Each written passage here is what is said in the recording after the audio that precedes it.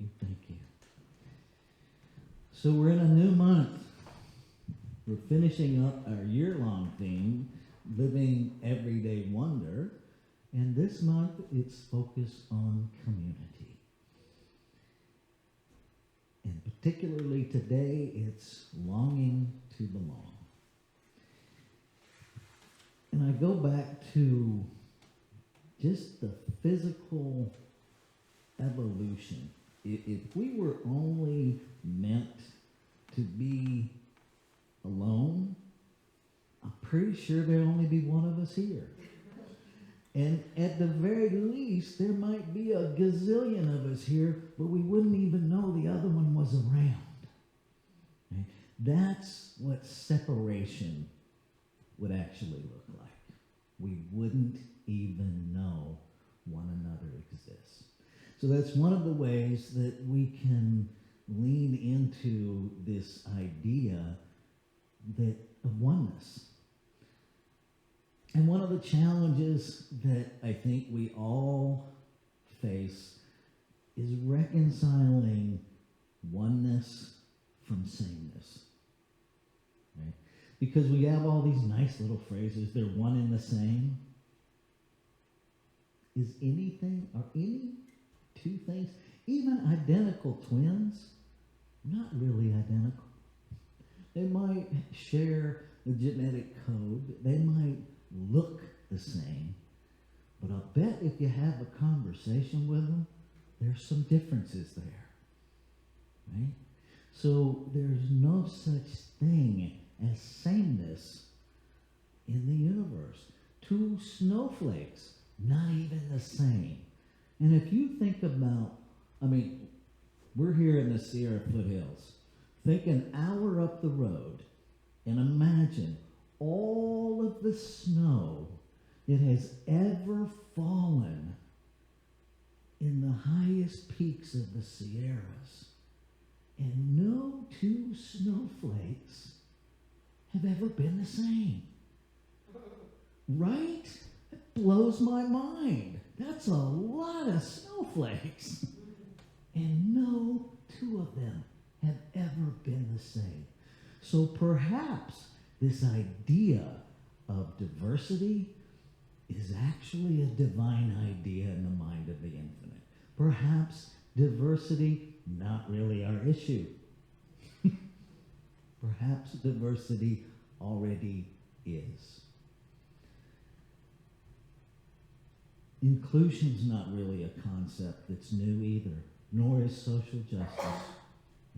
Horatio Willis Dresser, 1919, over 100 years ago, Horatio Willis Dresser, in The History of New Thought, said, "We now see that all true justice must be social."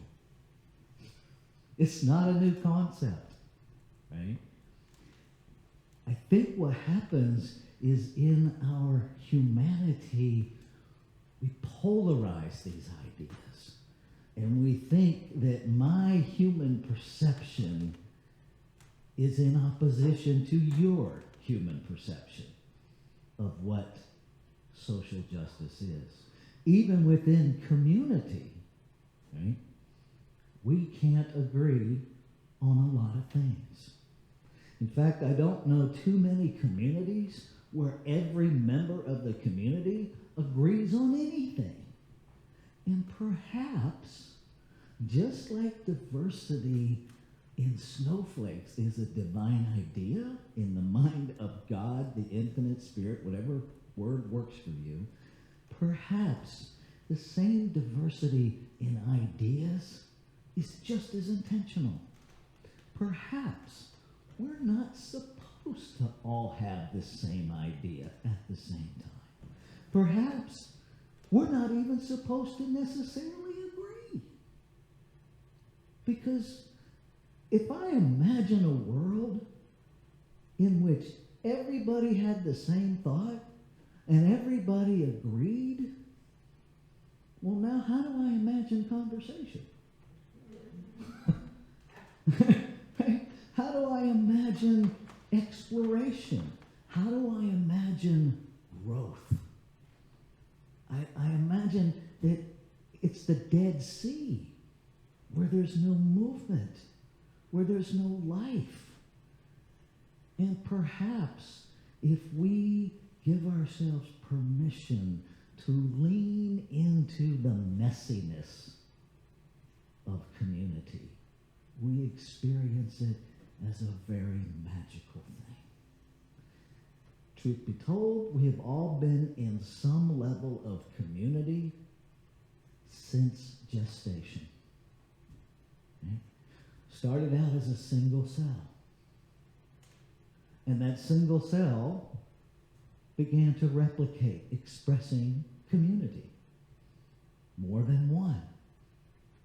And then those single cells decided to disagree and differentiate themselves. So perhaps disagreement, individualization is necessary, because I'm pretty sure none of us would be here without that process, right? And if we can begin to get the 30,000-foot view and understand that, oh, this is just the creative process in a different form. Instead of cells in my body, it's cells in the body of my community. Whether it's our school, whether it's a book club, whether it's Sierra Center for Spiritual Living, whether it's your family. Right? I know people that have been married a really long time, and they have not agreed on everything. And they're both still living. No one has taken anybody out. Not yet. Not yet. That was from one who's been married a while. We learn the rhythm. We learn to give and take. We learn, like the trees that we have watched in this storm for the past 48 hours, bend and flow and stretch. And maybe that's what's available to us. This idea of belonging, you do belong. You belong just because you breathe. And if you don't know that, take that in. You belong everywhere you are simply because you are there. And in our humanity, in our woundedness of experience, one of the patterns that tends to show up with this idea of belonging is for those people that have had a rough go of finding where they fit in, we have a tendency to exclude ourselves as a protective mechanism. Because if I exclude myself, you can't reject me. And if you don't reject me, it doesn't hurt as bad. At least if I exclude myself, I have some sense of power, some sense of control, some sense that I'm choosing what happens. And I invite you to think about this idea of community. Are you standing on the edges, longingly looking in to where your heart wants to be? Or are you just throwing caution to the wind and going all in because you belong, because you matter? And here's the other piece that I think we often don't think about. If your heart is calling you to be a part of something, it is because there is something that only you can do there. Only you. And if you say no to that, you're not just saying no to your experience, you're saying no to every experience that you would have impacted by not going. You're saying no to the wholeness of the one. I'm going to start wrapping up with this.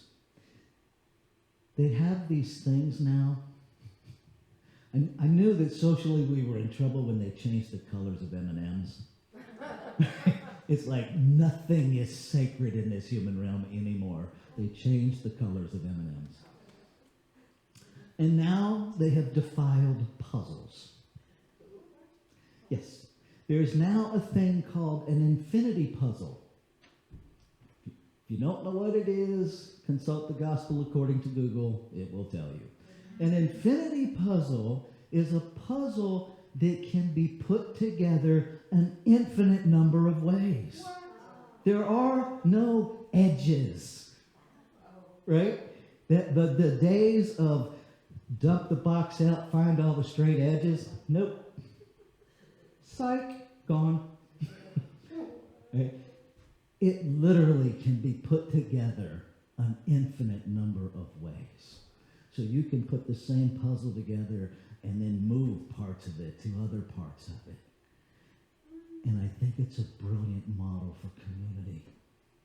Because every one of us in a particular community are a necessary and integral piece of the puzzle. And any community worth its salt is constantly growing and changing.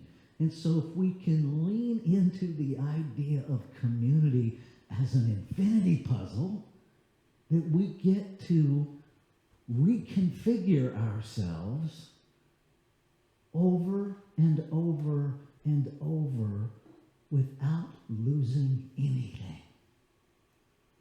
Nothing gets lost. It just gets reshaped.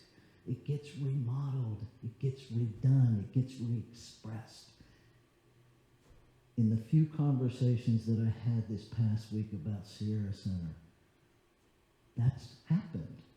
It has reconfigured itself numerous times from its very humble beginnings as a teaching chapter, where they met in somebody's house, to meeting in different places. The configurations have changed. And so here we are again in a very normal, fluid, spiritual process of change. And I encourage you to see it as just that. And if you catch yourself catastrophizing, remember there was a time you couldn't walk. And had your parents catastrophized your crawling, you may still be doing that. Right? To open to it as, oh, we're just reconfiguring the puzzle. And to check yourself, where is my level of investment? I'm really looking at changing the tag on our website from donate to invest. Right? So that everything that is given has a sense of ownership. That instead of donating to something, we're all investing in something. This is our community. This is your community. What do you want it to be? Where do you want to be in it? And beyond that, where are you called to be that maybe you're a little bit afraid to be? And are you willing to step into that nervousness? Are you willing to risk whatever's going around in the brain cells that say, warning, warning? Remember Will Rogers? Yeah. Let me take myself. Okay? And so if you had that lost in space thing going off up there, warning, warning, lean into it. Because I don't really think the capacity to harm you exists in this community. And so perhaps whatever's coming up for you is yours, and perhaps the safest place to resolve it is jumping right in. Amen. Jump in. And I'll end with this. You only have to go ankle deep, but you got to go in head first. Let's take this into prayer. I recognize that the breath that is breathing me is the breath of the infinite.